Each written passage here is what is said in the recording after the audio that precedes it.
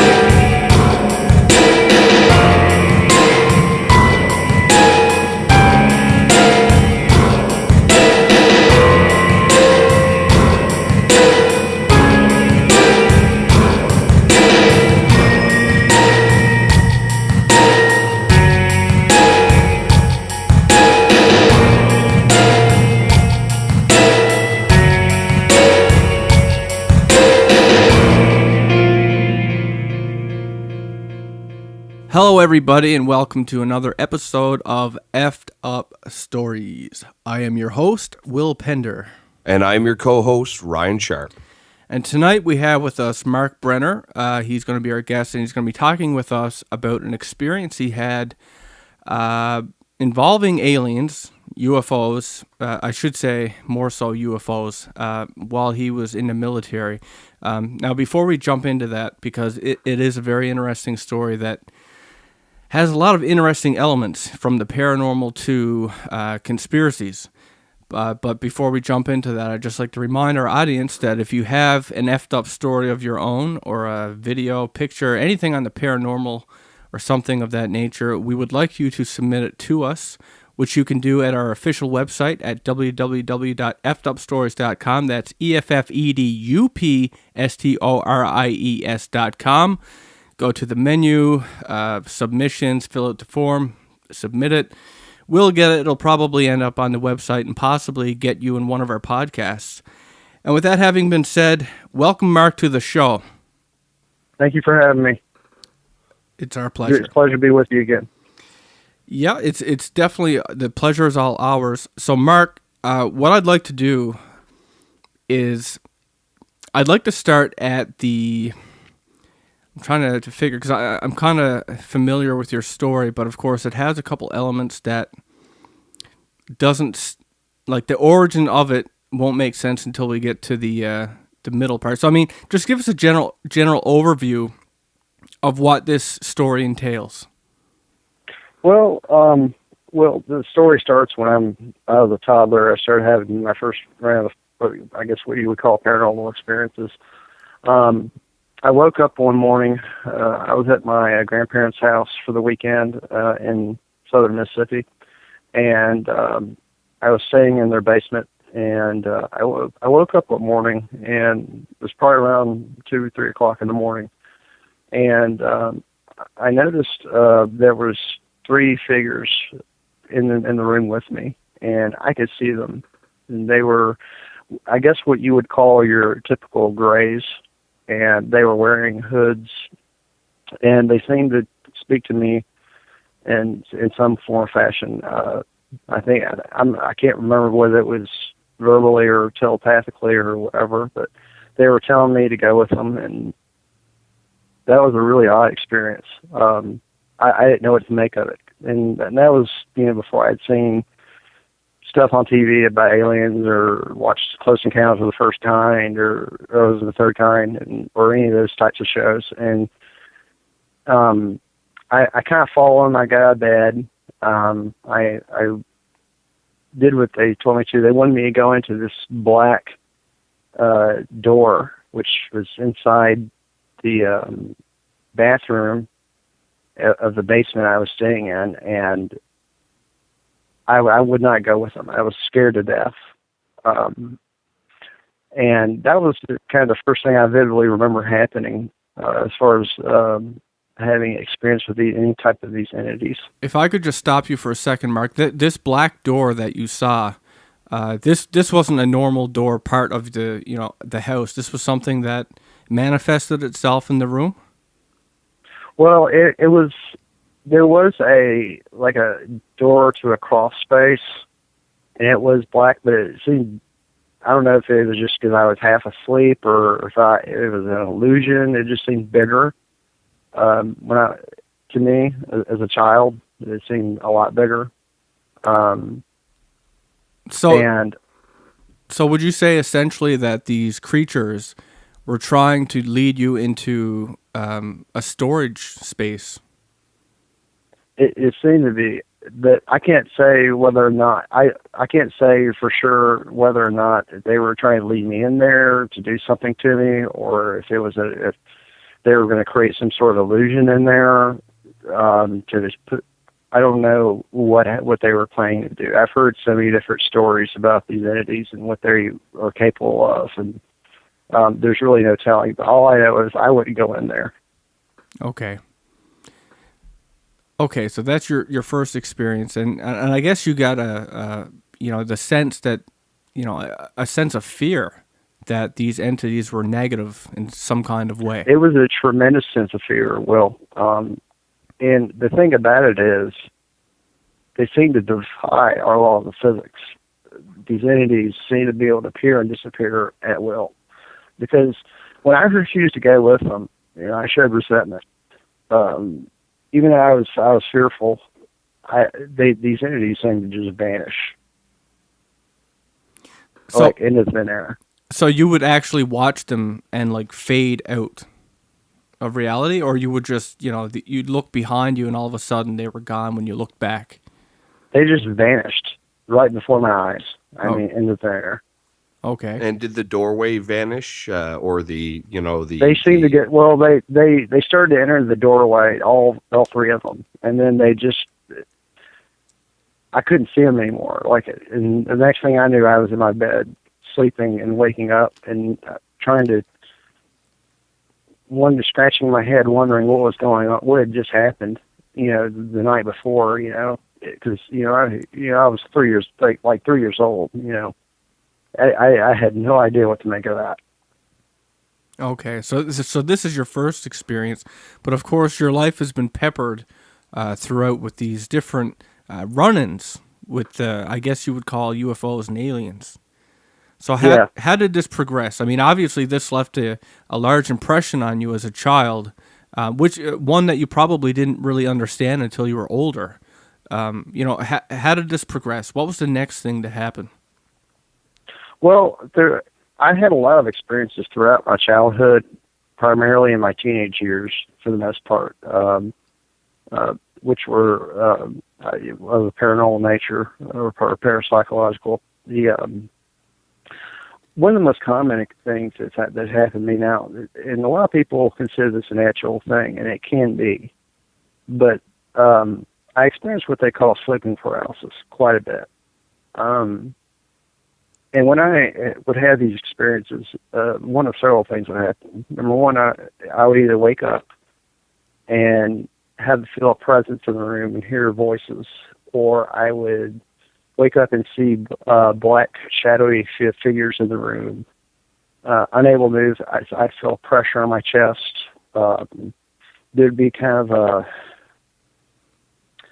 it's really hard, a smell in the room. It's just really hard to describe sometimes. It's kind of a putrid sulfur smell, or it's really hard to describe. It smelled terrible. I remember that sometimes. And then sometimes I would even wake up with the sensation of levitation, which was very disturbing. And every time I had this experience, whether I saw things or I heard something or I smelled something odd, or I would have a tremendous sense of fear, unlike anything I've experienced in my entire life. That is interesting. So you would describe it as an unnatural fear? Well, the thing is, the thing about it is, Ryan and Will, over the years, as I've gotten older, I've done a lot of research over the past several years. I think there's two sides to this issue. I think that what I was experiencing was physiological, but I think there is also parapsychological. Also, I think these entities, whatever they are, capitalize on human physiology, and because after your body goes into REM state, it's to my understanding that your body basically shuts down to a certain degree. And if you awaken during that point, like sometimes the rest of your body stays shut down. Yeah, there's a mechanism in your brain that keeps you from moving around in your sleep, and sleepwalkers have a problem with that part of their brain. But yeah, go ahead. And I have sleptwalked before. I do have sleeping disorders, but I can tell you straight up that what I experienced was real, because I remember one instance when I was about 12 or 13. After having a bout with this sleeping paralysis, I woke up and I had a strange mark on my right wrist, and it was a very peculiar looking mark. It just literally appeared overnight. I didn't puncture myself. I didn't injure myself in any way. It's still there today. So did it look like a grab mark, or was it a tool mark? Well, it looked like a scuff mark, or a scoop mark or something. But it's kind of round, about the size of a pencil head, eraser head, rather. It's got two little marks on top, and then a little mark at the bottom. It almost looks like a frowny face or a neutral face or something, like somebody drew it on me. It's really weird looking. So it's not something that, it's not, your hand was positioned in a weird way against, a blanket or something like that. Obviously, if it left an impression that you still have today, it's something almost like a scar, and it would obviously, it must look like it was made by something intelligent. Yeah, I'm looking at it right now. I mean, it's never gone away. It looks like it's been altered a little bit, actually. When I'm sitting here, I'm actually sitting here looking at it real time, and it looks a little bit different than it used to. It's still round in its shape, but it does have some indentions in it. I see some indentions in it, and I see something at the bottom. It looks like it was put there by something, like intentionally, like something did it to me intentionally. So while you feel that there is a definite psychological a psychological phenomenon going on here, you also feel that this is something that exists in the physical realm as well. Obviated by that, the physical evidence, I guess, left on your wrist. That is correct. I believe there's a physical and an interdimensional explanation for this, for sure.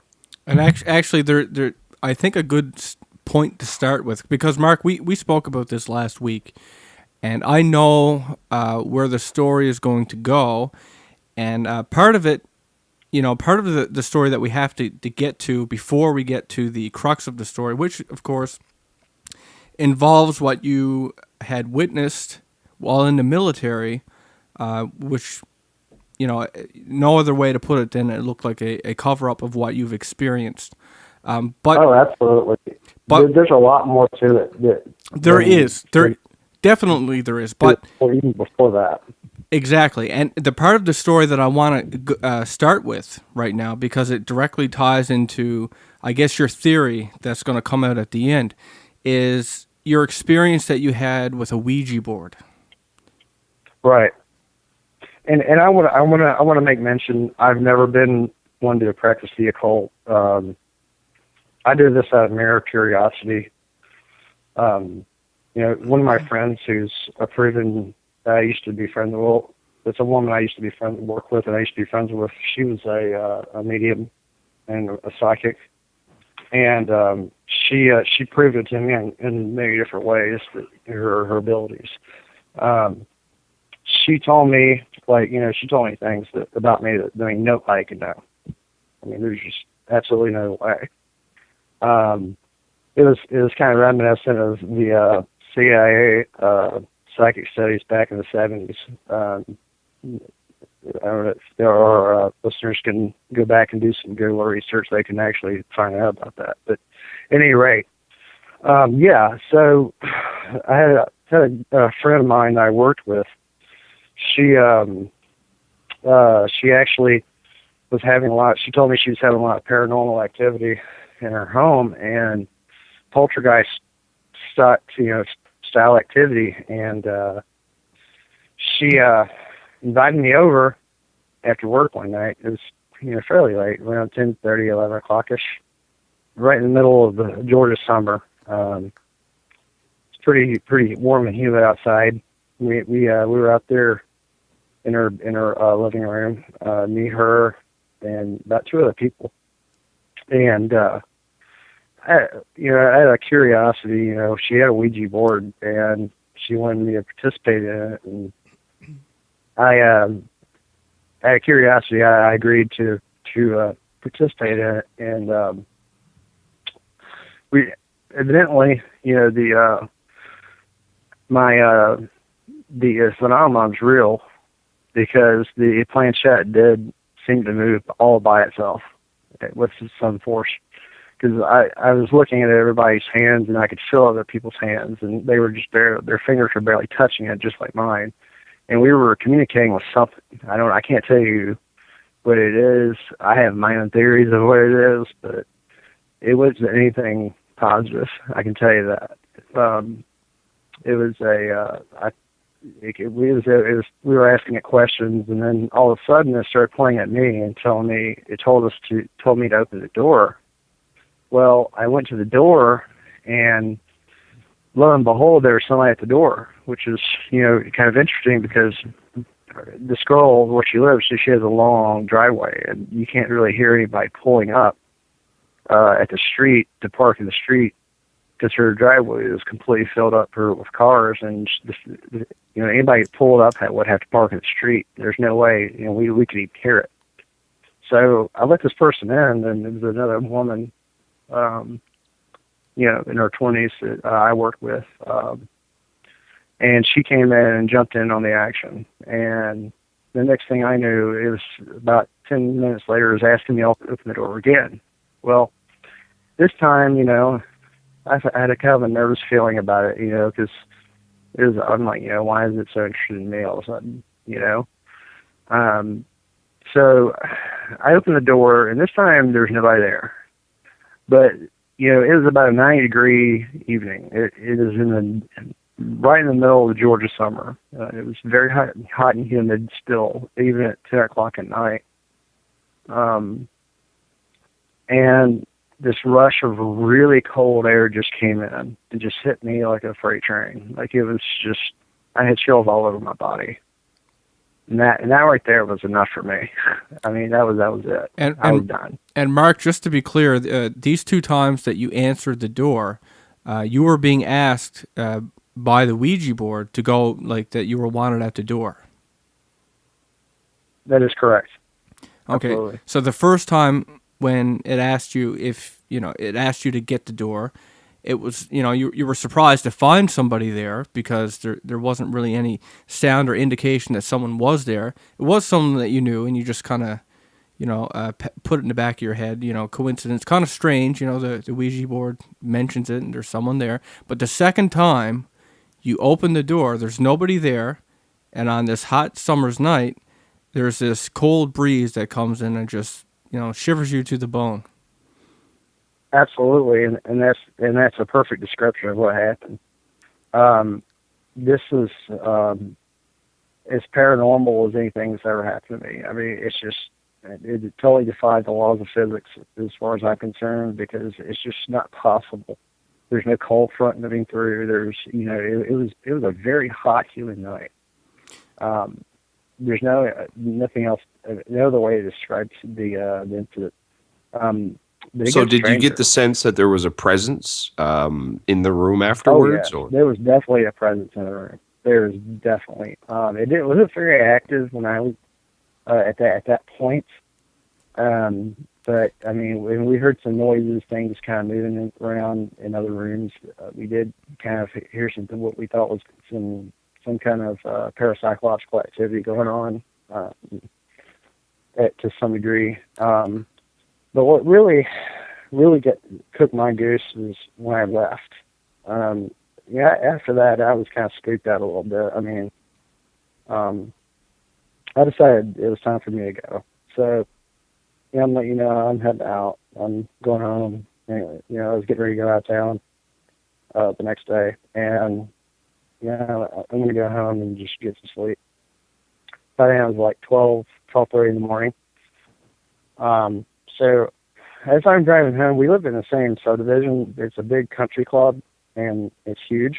And she lived literally on one side of it, and I lived on the other side. So I was driving home, and as I'm driving home, I'm looking at the street lights. And as I'm driving, one set after another of the lights just go out. It was the weirdest thing I've ever seen. Excuse me. So, as I was driving home, these streetlights kept going out, and I got home. I was very tired, very weary from the day because I'd done worked, a 10-hour day plus, hung out with those girls, my friends, for 3 hours, 4 hours, and I was tired. I laid my head down. I instantly fell into sleep, real deep sleep, and I went into a dreamscape. I guess what you call it, lucid dreaming. And in the dream, it just started immediately. It started like right after I laid my head down. I started this dream, and it was like I was there. And in the dream, the woman, I'm going to call her Carla, and this other girl's Jeannie. I'm going to call her Jeannie. They were sitting there, and the planchette was in the middle of the Ouija board spinning really, really fast. And they were in a trance-like state. And then all of a sudden, this planchette flies off in my direction. And then I woke up. I physically woke up. I wasn't having sleeping paralysis. I actually sat up in bed. And I looked to my right, and I could see one of these gray entities standing right next to my bed. And, I have a Christian upbringing. I do have some religious philosophy and beliefs.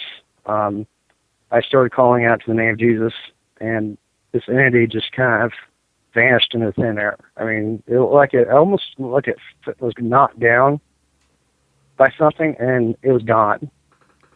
And after that, some things in my room started moving around by themselves, and then that was it. The experience was terminated. So the interesting point, just to make here for everybody listening, because this will, something that will come out later on in the episode, but the fact that you're fooling around with a Ouija board, which typically gets associated with demonic activity, but in this case, we're not talking about demons that you see physically, but alien greys. Well, whatever they are. Whatever the kind of entities these things are, it seemed to defy the known laws of physics that flesh and blood entities would be subject to in our atmosphere on our planet, and it just disappeared. But you did describe it though as looking like a typical gray, correct? Yeah, it had big black eyes. Large, roundish, almond-shaped head. It was a typical you would see on the X-Files or, Which was the same thing that you see when you were a child? That's affirmative. Yes, sir. Okay. So that's basically what I wanted to highlight here is that the Ouija board, which is typically, when we picture a demon, we don't typically picture an alien. They're usually separate subjects. But in this case, that's the connection. So after we have this, you have this experience, obviously this stuck with you as well. What came next? Like, what happened after this? Well, the next major event was very odd. it wasn't as laced with paranormal as the last thing I mentioned, but it's significant in any regards. Basically, it was probably a few months after that event. It was a sunny evening, probably around 7 or 8 o'clock. I was watching a movie. I was still with my parents at the time. Basically, I heard the garage door open, and I wanted to go say hi to him. And before I could even get off my chair, they said, "Mark, come take a look at this." I heard him talking, with a loud voice. They said, "Come out here and look at this." And so I was like, what are they wanting me to do? I don't want to go outside. It's nasty outside. So I go in the garage, the garage was opened up, and lo and behold, I'm just going to tell you where it was. It was a flying saucer. Probably about, I would say it was about 1.5 clicks away, which in military terms would be about 1,000 paces. So I would say it was somewhere around maybe a little over 1,000 yards away, but I could see it just plain as day. It was still a little bit light outside. It was had a strobe on it, no sound. What it was, I have no freaking clue. I couldn't even begin to tell you. But the odd thing about the experience was neither one of them remember seeing it. As a matter of fact, the next thing I remember after seeing that, I was thinking about going because it wasn't too far away. I could have walked to it to the area I was in pretty swiftly, and it was the next thing I remember was sitting down on my chair and with the TV off, and Mom and Dad's in bed getting ready to go to sleep, and I was like, "Where'd the UFO go?" They're like, "What are you talking about?" So, and it was just real. It was like, like an hour and a half went by, and I don't remember anything. So in both cases, as a child, and again now, when aliens as a child and a UFO, now you have missing time in between, like when you see this, and then when you suddenly you're somewhere else and you don't know how you got from point A to point B. Well, this is the first time I actually remember missing time per se. I don't know if I had any missing time in any of the other experiences. I honestly couldn't tell you.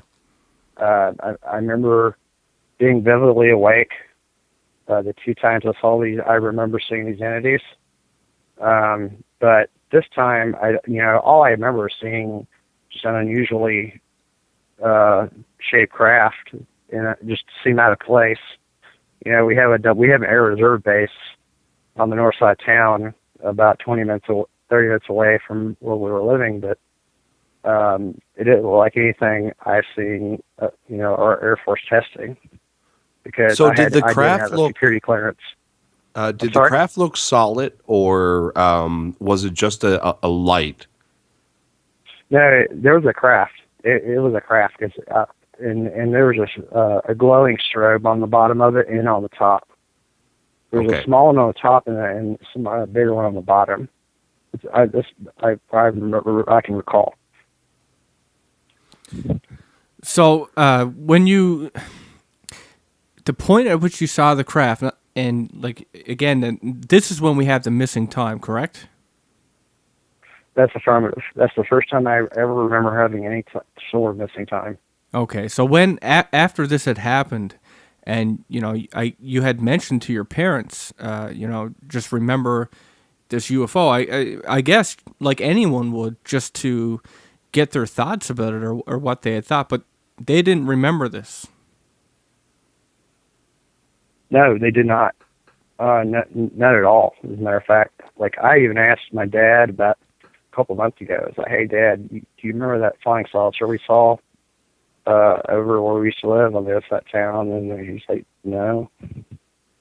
and my mother doesn't remember it either. So I've tried to talk to her about it several times, and she just thinks it's nonsense, which I understand.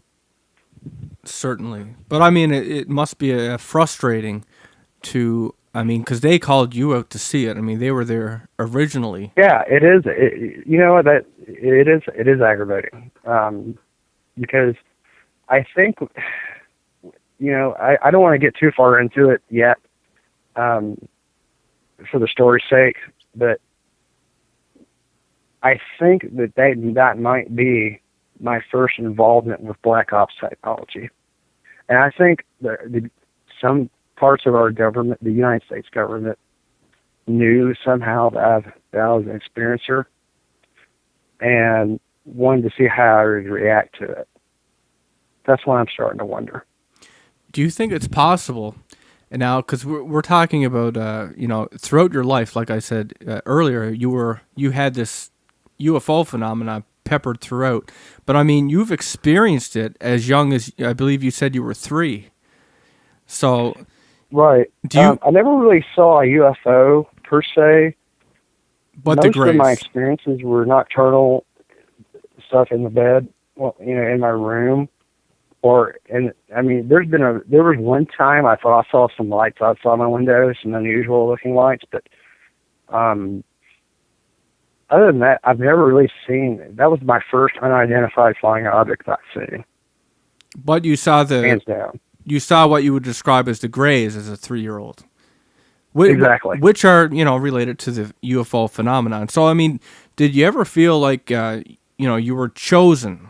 You were chosen to be made aware of these things? Because I always find in cases of, people who have experience with being abducted, with seeing UFOs and aliens, it's never one occurrence. It's, it's like you. It's several different run-ins throughout their life. So, I mean, do you feel chosen? Do you feel like there was some reason why, they made themselves, or they made you aware of them?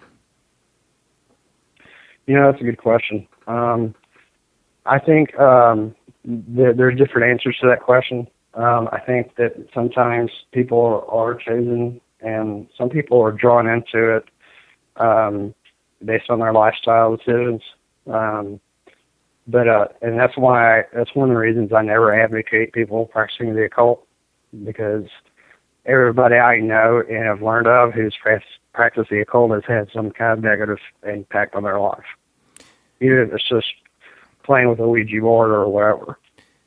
Now, outside of the Ouija board experience that you've relayed to us earlier, I mean, would you say that growing up you had typically been, not really into the paranormal? I mean, a more, realistic point of view, or I guess accepted point of view?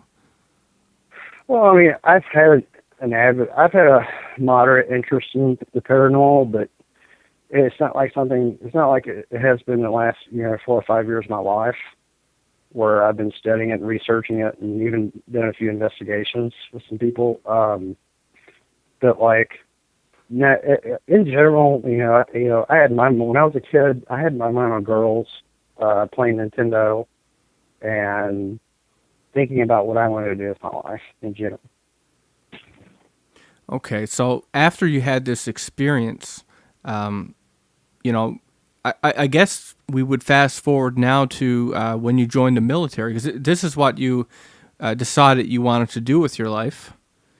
Absolutely. Comes from a long line of military service. My dad, he's in the Navy. Had several uncles who served during Vietnam. My grandfather served in World War II, Korea, and Vietnam. And my great uncle was in World War II at Normandy. He was an infantryman. He was an Army Ranger, and he hit the beach with the best of them. And so he was kind of my inspiration, more than anyone, because I wanted to be the first infantryman in the family since him. So I joined the Army, signed up for infantry, and I got MOS queued two jobs, which is 11 Bravo, which is light infantry, and 11 Mike, which is mechanized infantry. And I did get a security clearance. I don't know why they issued me a secret security clearance, but they did. My brother served in the military. One of my older brothers, he was an officer. He was a civil officer, which this kind of comes into play later. I think a little bit. He had a much higher security clearance than I had, and he's been to places like Chinook and Area 51, Grim Lake, Fort Huachuca, Arizona, some real big high security places. But anyways, so yeah, I joined the service. I signed for infantry. I went through 14 weeks of boot camp hell at Fort Benning at the Sand Hill Post, where all the infantrymen go. Basically, it's just a long 14-week long basic training, and then you graduate, and then you go to your combat unit, and that's pretty much it. I started out in the National Guard component of the Army. I wanted to kind of get my feet wet with that, and then transferred to active duty afterwards, which I eventually did. So in the reserves, the National Guard component of the Army, you have 2 weeks of mandatory active duty you have to attend. So my first one is at Fort Stewart, Georgia. So at Fort Stewart, you have the 3rd Infantry Division, and then you have what's called Hunter Army Airfield. And it's a big airstrip, and a lot of people deploy out of that airstrip to go to Europe and other parts of the world. The 76th Ranger Regiment also has their rapid deployment unit there. But anyways, we were doing what we call a field training exercise out in this range, which is probably about 5 clicks away from the airstrip. It's a big range. It's called the Osera Range, and it was swampy, and then it had some hills, and it had been some areas where it just kind of cleared out, and it was an ideal training place for infantry. Getting ready to practice their battle drills and whatnot. And so we were out there. It was about 2 o'clock in the morning. We were getting ready to do to exercise what we call in the infantry battle drill alpha, and we were executing the exercise, which takes up to 3 hours, depending on what the enemy's doing. The enemies were portrayed by our Op4 operatives, which is people posing as the enemy, basically. Some officers, some range cadre evaluating us, basically. So my squad leader went out to do what's called the leader's recon, and he was checking out, seeing what the enemy was doing, communicating with other squads and our platoon. We were getting ready to lay down fire on the enemy, and my squad leader looked at me and said, "You know what, Brenner, stay right here. I'm going to see what's going on. Sergeant so-and-so was out there for a long time. We're going to see what's going on with him. I'll be right back." So I was just kind of hanging out there, chilling like a villain, laying up against a tree out in the middle of this small clearing, and all of a sudden, I got this overwhelming feeling like I was being watched. I felt this really strong magnetic charge in the air, like the usual sounds you'd hear out there in Fort Stewart, like even crickets or whatever, and wildlife, because there's deer and all kinds of wildlife out there. I mean, you could hear a sound. And I looked up, and just out of nowhere, there's this triangular-shaped dark object with a faint glow at the bottom of it. I looked up at it. It was probably about 100 feet away, above the wood line of the clearing that I was in. And all of a sudden, I just blacked out. The next thing I knew, I was being picked up off the ground with my weapon, my M16, hanging off of me. in my rucksack off the ground by my squad leader. It was a sergeant, an E5 sergeant. That was a very odd experience. And in a nutshell, that's what happened initially with that experience. Now, you relayed this, not right away, but you did tell this story to your sergeant. You explained what you had seen. What was his reaction? What did he say? Well, he kind of brushed it off. I'm wondering if he saw the same thing and didn't know what to make of it.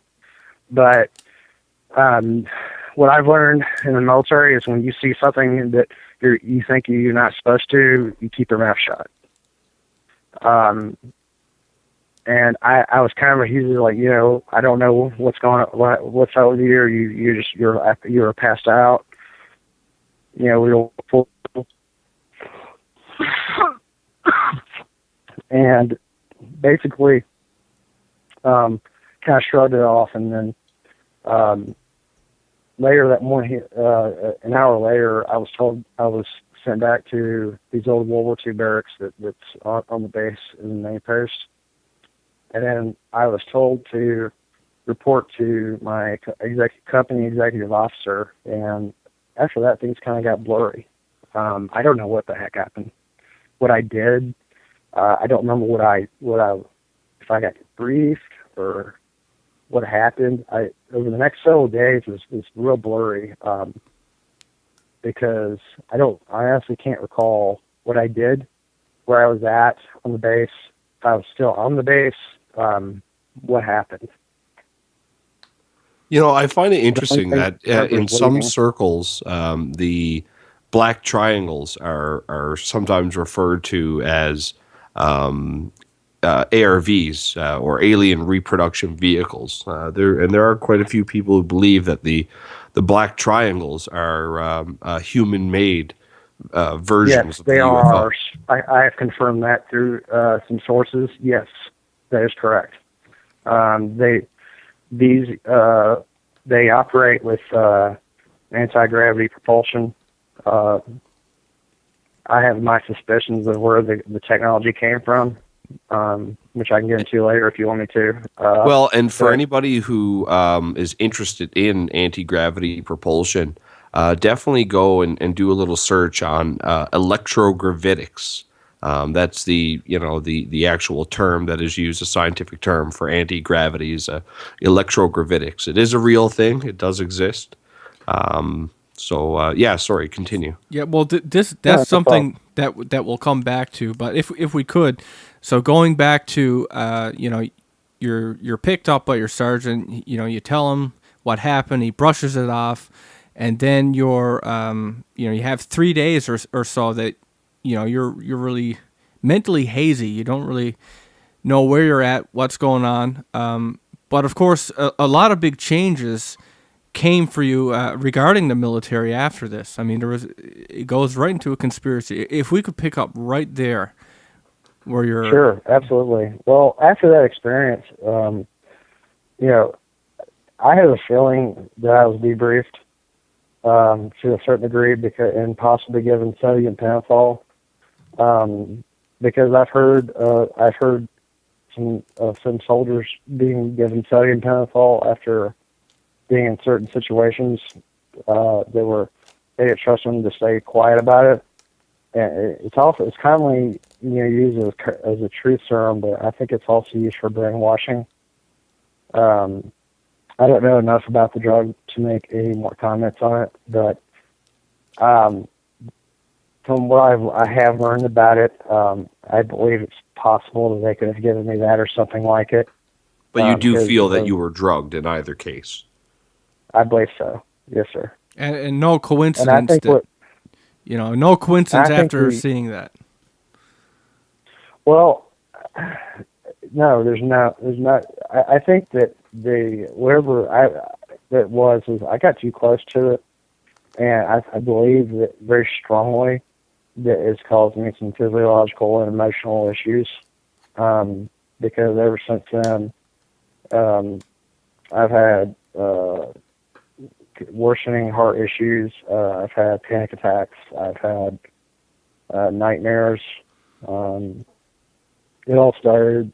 My general health in general started declining, and I was in great shape. Like there's no excuse for it. Yeah, the way that you explained it to me is that you were at the prime of your life health wise. Before this had happened, you had this run in with the UFO, but it wasn't the UFO. It was the magnetic, overwhelming sensation of some kind of magnetic, I guess, radiation or something that came from the craft. After which, the way that you explained it to me, your heart issues, you told me it was all of a sudden you had not tachycardia, atrial fibrillation, was it? It was, well, I'd had I liked tachycardia beforehand, but the thing about it is, it was something that really bothered me. And then it turned into what's called a supraventricular tachycardia. Any EMTs out there and nurses and doctors would know what that is, the difference between the two different types of tachycardias. Basically, what happens is my heart will start beating, and it'll start beating so fast that it'll beat up to 270, 280 beats a minute. And I basically feel like I'm going to fall out. And essentially, about a year later, within a year later, I transferred to active duty like I said I was going to. I was in the process of going through a school in Texas where I was going to become basically a healthcare specialist or a combat medic, depending on where I got assigned to. And I was doing a routine PT test, and I fell out of a run. And I'd never done it before. I've always had great scores on my PT test. I was in good shape. I started having a tachycardia, and I was trying to push myself, and to get through this PT test, I would fall out, and I just lost it, and just conked out, basically, and crashed on the side of the road. And that's when I started having more panic attacks. I started going to see doctors, Army doctors, an Army psychiatrist. I told the psychiatrist everything that happened, like everything I could remember, and some details about my childhood. And it wasn't very long after those doctor visits that I found out I was being discharged. And my company commander was recommending me an honorable discharge under medical circumstances, but on my separation papers, this is kind of interest to a lot of people, and a lot of people are really puzzled by this. When you get out of the military, you get what's called a DD-214. The DD-214 paper has 3 columns of interest. There's the separation, the reasons for separation, and then there's what's called a separation code. Now, the separation, instead of being honorable for medical conditions or general or whatever, it was uncharacterized. It literally said that. And I had never seen that before. Like, nobody I've shown my 214 to had seen that before. And underneath that, for the reason for separation, it said a physical condition, not a disability. And that's where they got me. Because of that, I lost my VA benefits. I lost my 2.5 years of, which I deserve, of military benefits. My country screwed me out of it. And of course, there's a more surprising element to this as well. There was something you were Yes. Absolutely. I know exactly where we're going. So when I was out processing to get that paper, one of the standard procedure is you go to the clinic where they keep your medical records, and you get a copy of your medical records. Well, guess what? They were quote unquote lost. I was like, I just saw the doctor the other day. What's up with this? And nobody had a clue, or seemed to have a clue, as to why my medical documents had just simply vanished. And that's just something that doesn't happen. Yes, because We're talking about soldiers' livelihood here. Because as you told me, when you are discharged from the Army, you get your medical records so that you can take them to your doctor. Right? So, I mean, these things don't disappear. And yet you're here. Exactly. And yet here you are, and yours are gone. So you feel that your records were either sanitized or from the system, or had been made classified for some reason? They were definitely classified, because they're not going to get rid of the records. They're going to my theory, and a lot of people have concurred with me that I've spoken to, who's in the know a little bit, is that someone did not want these records being released. Therefore, they revoked my security clearance, and that to cover it up, they sealed them and then sent them somewhere. So as if, and I think that's what happened. Well, so you feel that perhaps the physical medical conditions that you suffer from after the experience with the Black Triangle, they were probably linked directly to the triangle being there, and that kind of information. The physical changes that would go on in a person's body after being exposed to either extraterrestrial technology or some form of exotic clandestine technology would therefore cause your records to be classified, because it would be, Oh, absolutely. And it won't be the first time window. it's happened. It would not be the first time it's happened, Ryan. It would. There's been a lot of circumstances over the years. I'll give you a great example. There was actually, and this was on Unsolved Mysteries, back in the 80s. It's happened in the early 80s, I believe. Woman was driving around Texas with her grandson, or I think her mother, and she came in contact with some kind of black ops craft or drone or something. And it was like a diamond-shaped craft, and it was ours. I know it was ours. I have 99.9% chance it was ours. This object was followed by helicopters, and she came in contact. She got out of her car, and her and everybody in the vehicle got deathly ill. And when she actually got out of the car and approached this thing, and she got cancer, unfortunately, years later. The government totally denied having anything to do with it. I remember that episode. Yeah, so I do believe some people believe that was a prototype or a precursor to what is typically referred to as the TR-3B Aurora, I believe. Yes, absolutely. Without saying too much, I can tell you the Aurora project is real. It is in effect. It's been in effect for a long time. Do you want to elaborate a little bit on what the Aurora project is or was? Well, I have very limited information on it, but I can tell you it does involve clandestine technology. It does involve some of it involves anti-gravity technology, which is similar to that of what the Nazis discovered in Nazi Germany back in before and during World War II. With the German Bell and the Foo Fighters. Yes, they were. I know the Germans were working on a weapon that was supposed to end the war, and they called it the Wunderwaffe, and it was.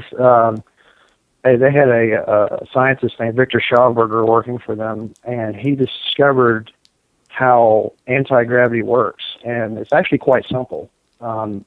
If you have a vortex-like device that holds something that conducts electricity, such as mercury, for example, or water. When that stuff spins around in it, after a while, it creates an intense electromagnetic field, which distorts space-time and cancels gravity. Well, he figured out how it worked. Then the Nazis pretty much took that and ran with it. And after the war, we brought a lot of their scientists over here. Then we had to start at NASA, and technology just exploded. And I think that's where a lot of these clandestine black ops programs come from. I would agree with that. So, going back to after you had been, I mean, you're out of the military now. Your medical papers are gone, so you can't even go to a doctor, and they don't know your history. So again, like they have, they have nothing to work with. It's all new. You did ask your brother though, and your brother was in the military, and you asked him about Yes. the code that they gave you when they sent you on your way. And now he has a higher security clearance. I mean, he is more in the know, correct? Well, my older brother, who I won't mention his name, he was a 7th Corps officer. He was stationed at Fort Huachuca, which is the home of Army military intelligence. Fort Huachuca is near Tucson. For those of you who don't know where that base is, it's near Tucson. There's a lot of intel that goes in and out of that place. Underneath that base and a bunch of other places, there's also hidden underground installations. It goes to anywhere from Los Alamos to Area 51, Tinnapock, any of those places. They're really clandestine. Any of the top secret testing areas and whatnot. He's been to a lot of these places. He's told me he's been to Area 51. I kind of gave him a whiff of what happened to me because it's really hard for me to talk to my brother about things. I just don't have that trust with him. With what he had his hands into, and what he knew, what I think he knew at least. He pretty much told me that he's heard this stuff happen before, and there's a reason what happened to me, and that's pretty much it. So just to I guess to bring everything back, I mean, for everybody wondering, I guess, what the point of the Ouija board was. Now you have a philosophy on how Ouija, not just a Ouija board, but like demonic activity and all of those things relate to aliens and UFOs. Yes, absolutely. I'm definitely able to elaborate on that for you. So, after having all this happen to me, I've had 2 unsuccessful marriages. I've had a lot of really awful things happen to me in my life since then. I've been in and out of, I've been in a mental institution once. I've had lots of emotional issues. I started looking into things about 6 years ago, roughly. I started researching the paranormal, all aspects of it, everything from ghosts, what people would call ghosts at least, demons, extraterrestrials, UFOs, et cetera, et cetera. And I've kind of put a lot of pieces of this puzzle together, and I've just seen a lot of gray area where we're talking about the occult, ETs, so-called ETs, I should say, poltergeist activity, so-called ghosts, shadow figures, shadow men is what they call them, I think. Demonic activity, demonic possession. I've seen a lot of common gray area here, and it seems to me that these entities, based on my experiences and everything I've learned over the past 5 years, that these entities, number one, are liars. And that goes back to biblical references of the devil and fallen angels. They mix lies with the truth and they deceive people. For example, the contactees of the 50s. Let's go back then. Back then, no one would dare question these entities. Because, if an entity appeared before you and you didn't, they told you they said, they're from the planet Mars. Well, who's to say they're not? Well, as technology evolved and our astronomy got better, well, we discovered Zeta Reticuli, and we discovered Alpha Centauri, and all these other star systems, which are magnificent things to look at in a telescope. But they changed. These entities seem to change their story, and they keep telling different things. They say they're from all these different places in the universe, and they can't seem to get their story together. Number two, if they were flesh and blood ETs, okay, they would be subject to our laws of physics, okay, and I'll elaborate on that.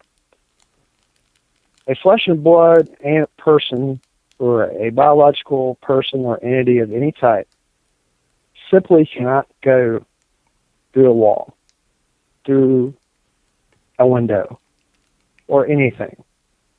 That right there tells me that in nature that this is some sort of interdimensional phenomenon.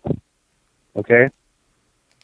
Now, also, the same people who have experiences like mine and so-called alien abduction phenomenon experience poltergeist activity, in rare cases demonic possession. I have had my share of poltergeist things happen to me over the years. It's not been a constant thing. However, I have had poltergeist activity happen, especially during my last marriage, when it was just a terrible marriage to be in. It was all kinds of really bad things going on. Coffee mugs would fly across the table by themselves, doors were slammed shut, et cetera, et cetera. I just see, I'm just giving you examples from my personal vision of this, okay? Yep. I just see so much gray area, and I'm putting these pieces of the puzzle together. And my personal belief, and I don't expect anybody to believe me, and to particularly believe this theory, but my theory is that this is an interdimensional, possibly demonic phenomenon, and then the other half is something that we have created, such as the triangles that me and Ryan were talking about earlier. So that is my theory of the whole paranormal UFO ET theory. Now, I'm going to tell you, it's entirely possible. There could be ETs out there. But here's the thing. For them to be able to fold time space to get to us, just from the nearest star system, let's take Alpha Centauri, okay? Where these liars have told us they're from. It would take more energy than our sun produces in a year to make that happen. And I don't even think these entities would survive the transaction. That's just my that's another thing. It's very possible that God created life on another planet, and maybe had evolved in some way. But I'm just going to tell you, I don't believe it. That's the case here on Earth. I think we're dealing with interdimensional entities. Well, definitely one thing that I will throw into the mix there is that it does seem that people who have UFO activity and paranormal activity, it seems like there's a lot of people that don't have just one or just the other. They have a mix. I mean, even speaking from my own point of view, I have seen a UFO and I've had a handful of paranormal experience as well. So, and again, not many people have just one experience. It's usually several. So there definitely is a lot of things to think about. Like your whole connecting of aliens to demonic activity actually reminds me a lot of the Jinn, which was another blanket term to explain all paranormal phenomenon. So it is a school of thought that is shared by many different people. Is there anything else though that you'd like to share, Mark, before we clue this up? Well, yeah, I will say this. You're talking about the Jinn. I think that's a very interesting thing. I know a lot of people of the faith of Islamic faith believe in Jinn. I have several friends of that faith. And my faith is a Christian. I believe in fallen angels. Well, they all seem very similar to me, if you think about it. Angels are entities that can make themselves superior however they want to. I think once you've fallen far from God, I think that in His light, I think that at one point that your appearances degrade also. I think that these entities can make themselves look like an alien or make us believe they're aliens. I think they can make themselves think they're a ghost of a dead relative. I think they can make themselves think they're a human being. That comes from faith. That strictly comes from faith, and that is I'm not dictating to anybody what to believe at all.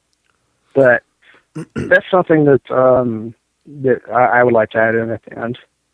Okay, so I mean, what for everybody listening out there? I mean, most of you have listened to many of our shows. You've heard lots of different theories. I would be interested to hear what you guys think. Do you think that aliens are a separate issue from demonic activity, separate from ghosts? Do you think that they're all the same entity wrapped up under different names? I mean, what does everybody else think? And with that said, if any of you have any of your own effed up stories or, videos, pictures, or what have you, we do ask that you submit it to us at effedupstories.com. That's EFFEDUPSTORIES.com. And Mark, I want to thank you for coming on to the show and sharing your experience. And also on that topic, if anyone else out there who's in the know regarding the military, if you have any information on the code that Mark was given when he was separated from the military, or what that means, or what it possibly means, I'd be interested to hear that too.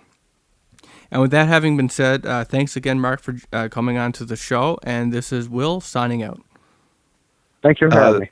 Oh, you're so very welcome, Mark. Thank you so much for sharing your story with us. And,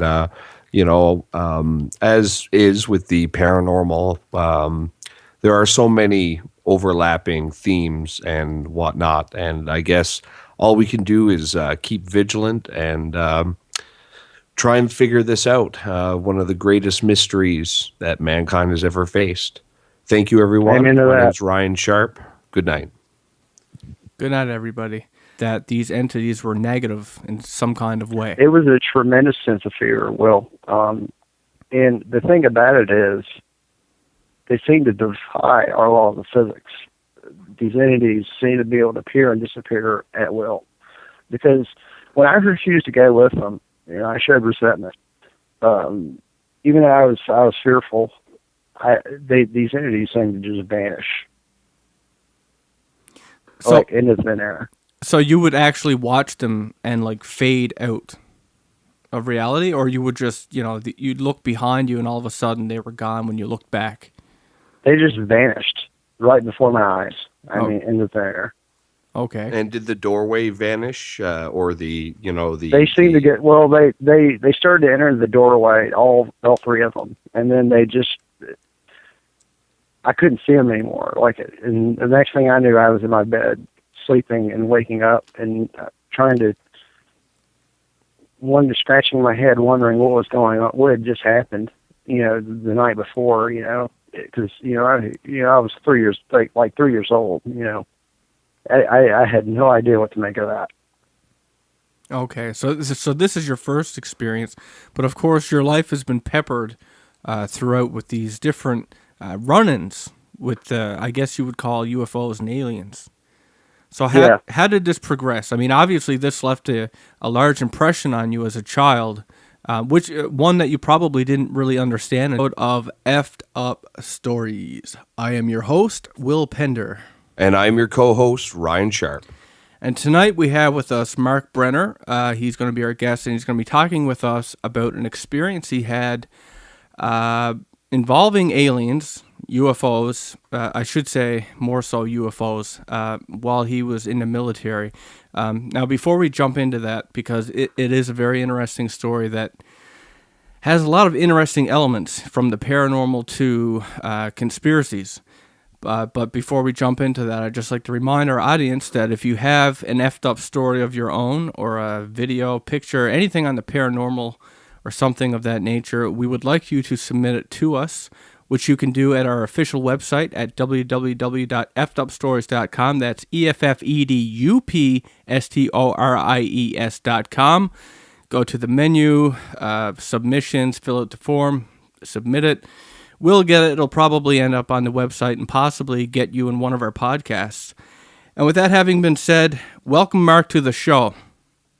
Thank you for having me. It's our pleasure. It's a pleasure to be with you again.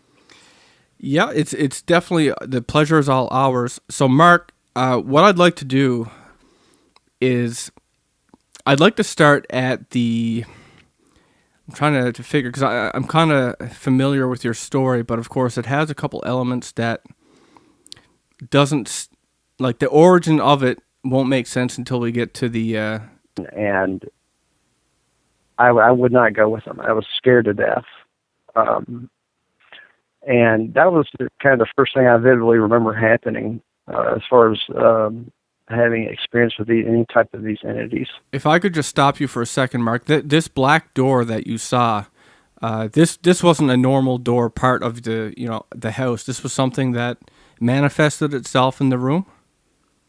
Well, it was, there was a door to a crawl space, and it was black, but it seemed, I don't know if it was just because I was half asleep or if it was an illusion. It just seemed bigger. To me, as a child, it seemed a lot bigger. So would you say essentially that these creatures were trying to lead you into a storage space? It seemed to be, but I can't say whether or not, I can't say for sure whether or not they were trying to lead me in there to do something to me, or if if they were going to create some sort of illusion in there, to just put, I don't know what they were planning to do. I've heard so many different stories about these entities and what they are capable of, and there's really no telling. But all I know is I wouldn't go in there. Okay, so that's your first experience, and I guess you got the sense that, a sense of fear, the middle part. So I mean, just give us a general overview of what this story entails. Well, the story starts when I was a toddler. I started having my first round of, I guess, what you would call paranormal experiences. I woke up one morning. I was at my grandparents' house for the weekend in southern Mississippi, and I was staying in their basement. And I woke up one morning, and it was probably around 2 or 3 o'clock in the morning, and I noticed there was 3 figures in the room with me, and I could see them. And they were, I guess, what you would call your typical grays. And they were wearing hoods, and they seemed to speak to me in some form or fashion. I think I can't remember whether it was verbally or telepathically or whatever, but they were telling me to go with them, and that was a really odd experience. I didn't know what to make of it, and that was before I'd seen stuff on TV about aliens or watched Close Encounters of the First Kind or Rose of the Third Kind or any of those types of shows. And I kind of followed them. I got out of bed. I did what they told me to. They wanted me to go into this black door, which was inside the bathroom of the basement I was staying in.